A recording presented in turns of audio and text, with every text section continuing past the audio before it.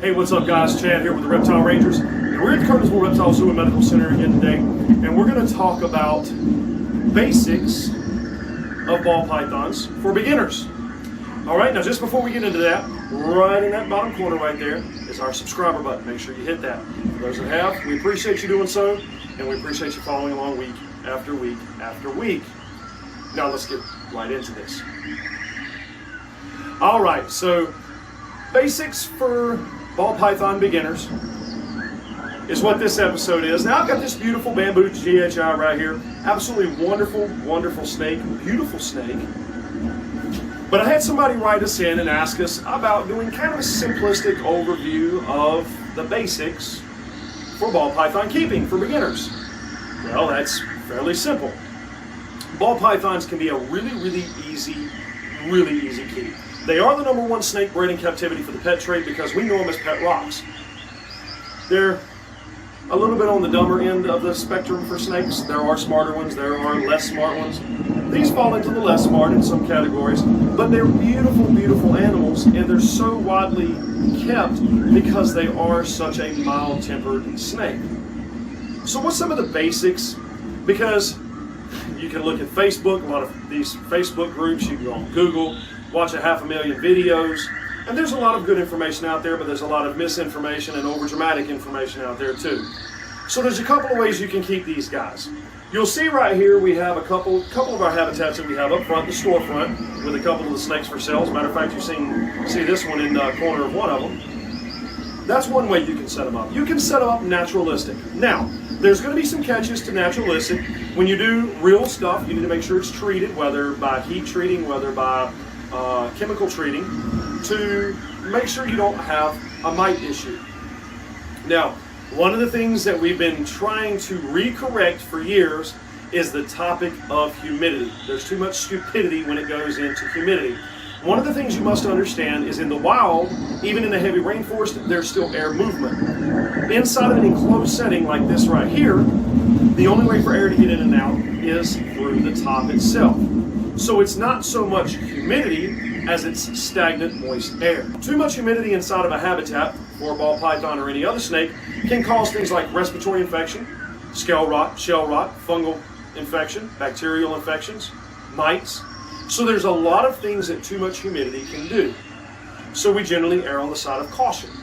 Not as much humidity as they try and say.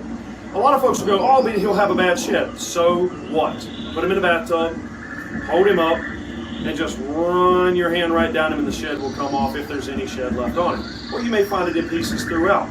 If you don't want to deal with a bad shed, and when they go into blue, when they go into shed cycle, you can always soak them for a few minutes daily or every other day, and they'll typically have a pretty good shed if you're worried about the shedding issue. Some folks want to get into breeding and they want to keep them in rack systems. All right, let's talk about rack systems. I'm going to kind of use this as an example. Rack systems, you have to have heat pads, heat tape, things like that.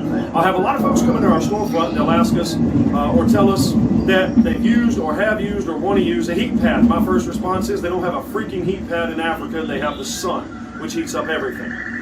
Heat pads only heat the direct surface it's touching unless it's a small enclosed space like a rack system. Then absolutely, it'll heat up the whole tub. No big deal. But inside of a big, nice enclosed atmosphere, it ain't going to do nothing but heat the direct surface that pad is touching. Also, I want you to bear in mind, a lot of these crappy store-bought heat pads are known for short-circuiting and catching on fire. They have their own built-in thermostat, but that built-in thermostat goes bad very quickly. And they can actually catch on fire, break your glass, cause burns on the snakes. We've seen that many times. Catch surfaces on fire or char if nothing else. They'll char the wooden surfaces like a table, a coffee table, countertop, whatever the case may be. Sunlight is always best. It heats up the atmosphere and everything. Now, these guys love to hide all the time. So whenever you're going to set them up, make sure you give them a place to hide. Some folks will give them a hide on the cold side and the hot side. Now that can be counterintuitive because a lot of the times they'll prefer to hide on the cold side, but if they're not warm enough, then they refuse to eat. See, again, I'm going to go back to ball pythons. They're, in a sense, they're smart, but they're really dumb at the same time. Because if it's too cold, they won't eat. If it's too hot, they won't eat. If they have been moved, they might not eat. If you look at them wrong, they may not eat. Okay, so there's a lot of reasons ball pythons can get a little stressy and not eat. And temperature is absolutely hands down one of the bigger ones. So if they're on the cold side, and let's say your cold side is only 75, 76, 77 degrees, you're very rarely going to get that snake to eat. So we typically only allow them to have a hot spot or hide on the hot spot. That way at least they're on the warmer end. But of course, if you have your habitat set up correctly, then your cool end should be no less than about 80 to 83, 84 degrees. Basking spot 90 to about 95. We tend to err on the side of a little bit warmer. They do perfectly. They eat like clockwork, like they're supposed to. They have bowel movements like clockwork, and they shed like they're supposed to. And it becomes a really awesome pet. Now, inside of rack systems can be simplistic. A lot of folks just use paper towels. It's kind of boring and bland. But I mean, when you're using a rack system, it's not meant to be a showpiece. You're putting them in a rack system to breed them. It's meant to be space efficiency. But you want to be careful of overflows of water dishes, turning them over, things like that, which a lot of people deal with. They deal with these guys wanting to just tip the tanks over or the water dishes over. That can create too much humidity. It can also create mites. It can also create scale rot, because sitting in warm, moist bedding all the time will create sores. So you need to be very, very careful when you do that. Also, you should have an external thermostat source that controls the heat that you're trying to work with. Don't just go off a store-bought Zoomed pad or whatever the other brands are, and go off of that thermostat going, okay, yeah, it cuts on and cuts off when it's supposed to. Yeah, for a little while, but you need to have an external thermostat. That way you have a probe there, know what the temperature is, and when it gets to that temperature, that external source cuts your heat off and cuts your heat on, okay? Now, you can give these guys plenty of things to climb on. They're derpy climbers. They're not very good at it. Some are a little better than others, so it's going to be based off of each individual animal's not so much personality, but their abilities that they have to be able to climb. So you can give them space to climb, but most people don't.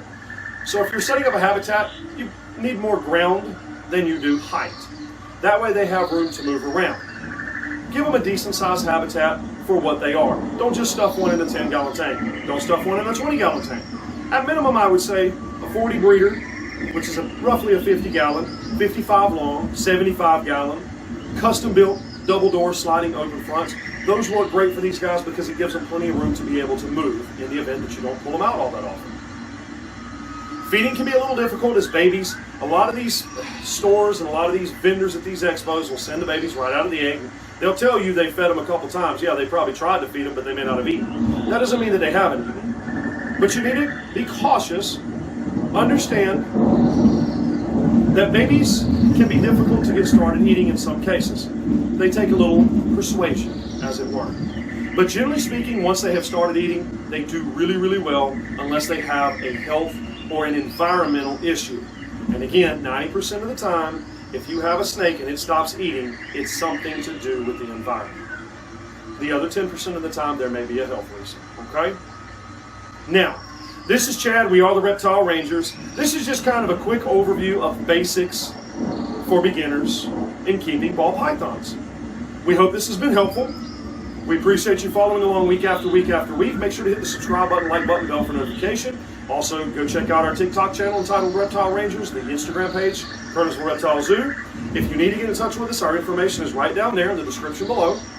Also, feel free to come and check us out here at the zoo or the storefront. If you're interested in feeders, pets, supplies, we do it all. We're happy to help you out. So again, we appreciate you coming along with us week after week after week. We'll either see you here at the zoo or we'll see you on the next episode. Later.